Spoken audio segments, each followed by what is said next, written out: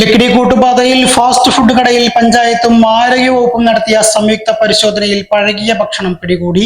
ഇത് 6ാം തവണയാണ് ഈ സ്ഥാപനത്തിൽ നിന്നും പഴകിയ ഭക്ഷണം പിടികൂടുന്നത്.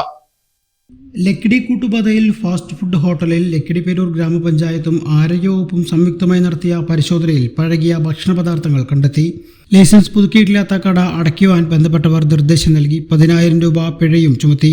ഇത് 6ാം തവണയാണ് സംഘം ഹോട്ടലിൽ പരിശോധന നടത്തുന്നത്. കഴിഞ്ഞ 5 തവണയും പഴകിയ ഭക്ഷണ പദാർത്ഥങ്ങൾ പിടിച്ചെടുത്തിരുന്നു. ഹോട്ടലിൽ നിന്ന് ഭക്ഷണം കഴിച്ച 3 കുട്ടികൾക്ക് ശാരീരിക അസ്വസ്ഥതകൾ ഉണ്ടായതിനെ തുടർന്ന് നൽകിയ പരാതിയിലായിരുന്നു പരിശോധന. ലക്കിടി കൂട്ടുപാതയിൽ പ്രവർത്തിക്കുന്ന അമാന ഫാസ്റ്റ് ഫുഡ് എന്ന സ്ഥാപനത്തിലാണ് ആരോഗ്യവകുപ്പും ലക്കിടിപേരൂർ ഗ്രാമപഞ്ചായത്തും പരിശോധന നടത്തിയത്. പരിശോധനയിൽ ആരോഗ്യവകുപ്പ് health inspector Akhilesh, junior health ഇൻസ്പെക്ടർമാരായ സനിത, സുധീഷ്, നൈസൽ, ഗ്രാമപഞ്ചായത്ത് ഉദ്യോഗസ്ഥരായ assistant secretary Sajith, panchayat health inspector Krishnaprasad, clerk Zainaba TP എന്നിവർ പങ്കെടുത്തു.